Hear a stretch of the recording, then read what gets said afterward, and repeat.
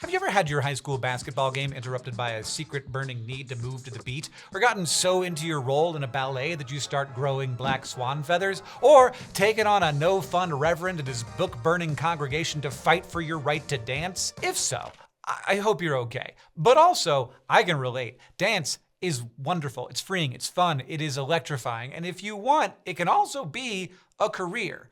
No fistfights required, hopefully. Hi, I'm Hank Green. I was voted Best Dancer at Winter Park High School in 1998, and this is Study Hall: How to Become a Dancer.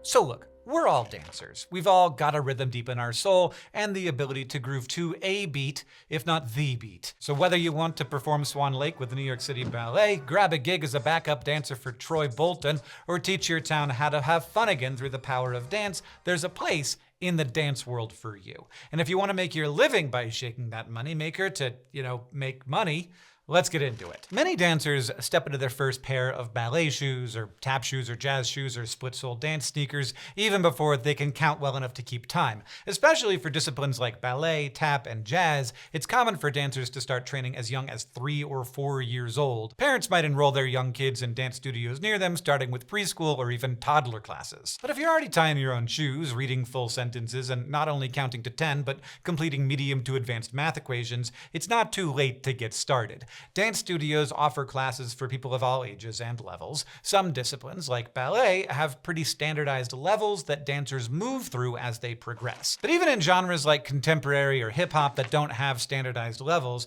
an experienced teacher can help you figure out when you're ready to progress to more advanced classes. As you become a stronger dancer, you might think about joining a competitive dance team, where you'll practice with a group of dancers and perform ensemble, small group, or individual performances and competitions against other teams. It's like that dance battle in every dance movie you've seen, including the one between Ryan and Chad in High School Musical 2, only with more judges and less baseball. Many leagues have teams for dancers age 3 to 17, but there are adult teams too. Just be aware, some may have prerequisite classes, and pretty much all of them require auditions. Once you're in, dance teams usually train a lot, and pretty intensely. So they're a great way to both improve your skills and get a taste of what life as a professional dancer might be like. And they can help you get exposure too. Lots of other dancers, coaches, and choreographers will see you perform at competitions. Another way to take your dancing to the next level is summer dance intensives, multi-week summer programs for kids, teens, and young adults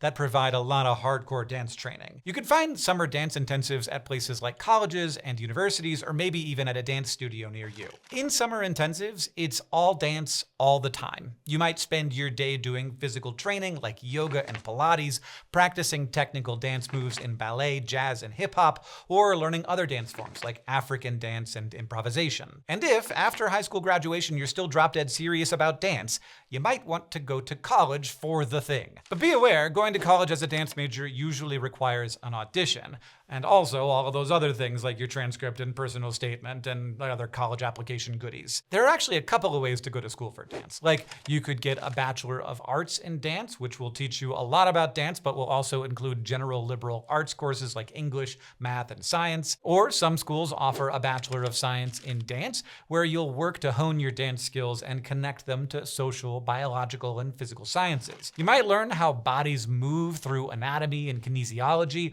or how dance can impact mental health through psychology. One of the most common dance degrees is a Bachelor of Fine Arts in Dance, which means you'd spend more time in the studio and less time learning all that other stuff. BFAs aren't available at all universities, so you'll probably have to go to a specifically arts-focused college like New York University's Tisch School of the Arts or University of North Carolina School of the Arts. And if you're as devoted as Natalie Portman in Black Swan and as sure of yourself as Kevin Bacon in Footloose, you might skip out on traditional college and look for a dance conservatory instead. Conservatories are a lot like summer intensives, all dance all the time. You will forgo all the multidisciplinary aspects of a bachelor's degree in favor of hardcore dance training that will prepare you to be a professional performer. That narrow focus is the big difference between conservatory and university training. You'll spend almost all of your time taking dance classes in a variety of genres, learning technical skills, rehearsing, and performing. Some conservatories grant BFAs, but many aren't affiliated with colleges and therefore don't offer traditional degrees. Instead, you might end up with something like a professional degree or no degree at all. So when you're making your choice, you should consider what kind of degree you want to end up with and make sure your program can offer it to you. But like I said, dance careers don't have to start before you know your ABCs, and they don't need you to drop thousands of dollars on dance classes and an arts degree. In the modern world of Instagram and TikTok dance trends, it is totally possible to break your way into some kinds of dance starting as a teenager or even as an adult. If dance teacher is your ultimate career goal, you might not need all that training, you just need a close relationship with the instructors and administrators at your local studio. With those connections, it can be easy enough to slide in as a substitute instructor when the need arises, and from there, it's just a grand jeté to more consistent work as a dance teacher. But if getting hired as a straight-up dancer is your dream, here's the deal. Really good dancers can get hired for commercial gigs regardless of their formal training. So even if you didn't start while you were still in pull-ups or perfected your pirouette at Juilliard, all you've got to do is get really good and get yourself noticed. How hard could that be? Popular TikTok dancers are the Sharpays of social media, bopping to the top of the For You page and getting tons and tons of views. And having a following on TikTok doesn't just give you internet clout, it can actually be a way to make a whole career. TikTok dancers with really big followings often get picked up by marketers for brand deals, which can let them make a pretty penny by advertising products on their channel, a whole new brand of professional dancer. Or they might get scouted for other commercial dance gigs by musical artists or agents. And sometimes, of course, the fame can go even further. Celebrities like Charli D'Amelio and Addison Rae Easterling started their careers as TikTok dancers. So if you've got the moves and the social media savviness to back it up, you might be able to make a professional career out of dance in a pretty non-traditional way. But if you're not ready to throw yourself to the algorithm wolves, you could also just bring your best moves to open call commercial auditions. These are auditions that are open to anyone, regardless of training or agent representation. They're also sometimes known as cattle calls in the biz, because that's what they can feel like. Hundreds, if not thousands of dancers hoping not just to book the part, but to have the chance to be seen in the first place. But even for the most passionate and resilient dancers, dancing professionally is a hard career. Your gigs aren't guaranteed, the pay isn't that high, and unless you work as an instructor, all of your work depends on auditions. So if you love to dance, but you're not sold on the career yet, there are a couple of things you can do to test out the dance floor before you ball step change into it. The number one best thing is to keep doing what you've been doing, dancing. Continuing to elevate your moves with either in-person or online dance classes are a great way to figure out if dance is a casual hobby or an actual career. You might also consider volunteering at a local dance studio to see what it's like to turn your passion into your profession. Plus, it's a great way to get even more established in your local dance community. And if you think you might want to go pro, but you want options for other careers too, you might think about finding a college where you could double major in dance and another field. That way, you can keep yourself on track for a career in dance, but have another skill set to fall back on if it doesn't work out the way you wanted. And if you end up getting your star ballet role stolen by Mila Kunis, you'll at least have somewhere else to turn. As for what the dancer lifestyle is really like, career-wise, it can generally be divided up into about 3 categories: company dance, commercial dance, and dance teaching. Company dancers are probably the most obvious kind of professional dancers. They work for a dance company putting on shows as part of a group of dancers that train and perform all together.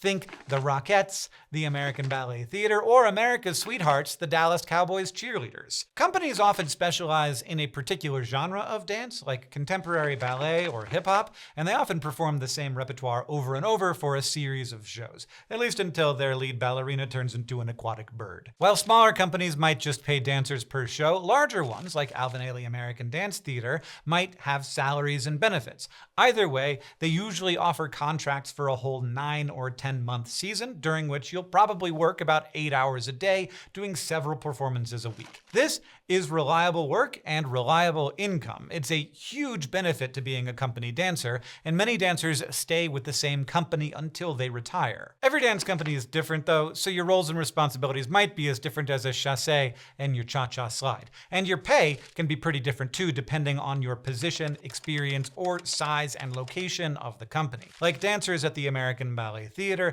might make about $50,000 a year, or if they're really good, maybe a whole lot more. But a part-time dancer at a smaller company might make $10,000 or less. spots. And no matter the company size, this kind of dance is competitive, with thousands of dancers vying for tens of spots. But if you want a job that's less Black Swan and more background dancer on High School Musical, there are other paths in professional dance. Commercial dancers audition for gig work, from roles in movies and theater to backup dancing for musicians to literally dancing in commercials on TV and the internet. While company dancers are usually highly trained and specialized in a specific genre, commercial dancers often have training in lots of forms of dance so they can quickly pick up whatever routine the project calls for. And their day-to-day lives can vary as much as the kind of dance they perform. Commercial dancers work a little like freelancers, where they book and work individual short-term gigs. On the one hand, this gives commercial dancers more control over their schedule and what kind of stuff they perform compared to company dancers, but that freedom comes at the cost of reliability. Your income is less consistent, and it's really hard to predict. Some commercial dancers work with talent agents who help them line up work, and it's totally possible to get enough jobs to work basically full-time. And others might work a different day job and use their time off to go to auditions and work their gigs. So, if you're down for a little more unpredictable lifestyle with a lot more freedom, commercial dancing might be right for you. And whether you're a Broadway baby or just a veteran dancer with a passion for the sport, you've already got what it takes to pursue another common career as a dancer: working as a dance teacher. These folks offer classes and training in dance, whether it's a casual class in your home garage or teaching the top talent somewhere like the New York City Ballet. Teaching dance is a little different than professionally doing dance. Instead of training and rehearsing themselves, full-time dance teachers spend their days preparing and teaching classes, carefully attending to their students' levels, and individualizing feedback to help them learn over time. They might teach adult performers at professional dance companies, or kids at a neighborhood dance studio, or take clients on their own as independent contractors. And dancing and dance teaching aren't mutually exclusive. Lots of dance teachers are working professional dancers, whether because their company asks them to teach classes or they're trying to make a little extra money. Teaching can also be a progression of a dancing career. As we and our bodies get older, it can be harder to keep up with the physical demands of full-time dance roles. But demonstrating moves during class and dealing out tips and tricks is usually a little more low-key, so plenty of dancers transition into teaching later in their careers. Like other dance careers, pay for dance teachers can vary pretty widely depending on where you work and who you work for. But as of 2024, dance teachers in the US make an average of around $50,000 a year. Basically, the number of ways to be a professional dancer is about the same as the number of steps in the Macarena multiplied by the amount of drama I imagine is backstage at the Blackpool Dance Festival, namely incalculable. But here are ideas on how to take your first step out onto the dance floor. Even if you got that shiny degree, if you want to be in a dance company or hired for a commercial dancing role, you still start your professional career doing the whole audition rat race. You'll have to show up armed with your resume, headshot, and a dance reel, a short video that highlights you in some of your most impressive dance roles.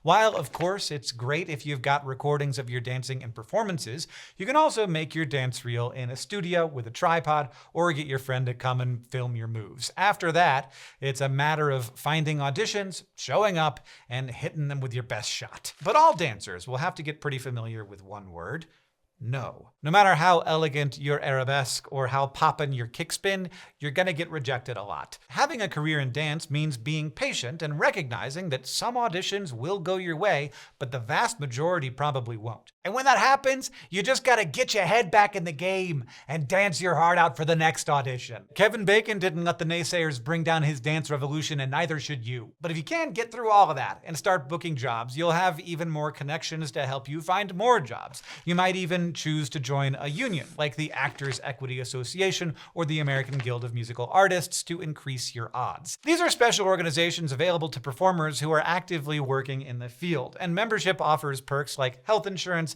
and a door into special auditions that are only open to union performers. But be aware, once you go union, you won't qualify for any smaller non-union jobs that come your way. And like with other jobs, networking can always help you land the role. The dance world isn't all that big, so talk to other dancers and your dance instructors about auditions in your area. Not only will they give you the scoop, but they might even know somebody who will be sitting in the casting room and can put in a good word for you. Making a career out of dance is hard work. It takes a lot of perseverance, a little bit of luck, and a revolutionary dance spirit that just cannot be broken. But whether you love the ballet of Black Swan or the disco of Footloose or whatever those kids are doing in a High School Musical, chances are there's a place in the dance world for you. If you're footloose and fabulous and really, really dedicated, I know you've got what it takes. Explore your undergrad major options with our Fast Guide series, where we break down what you'll study, common pitfalls, and possible career options. And check out GoStudyHall.com for more college resources. Thank you for watching. We'll see you next time.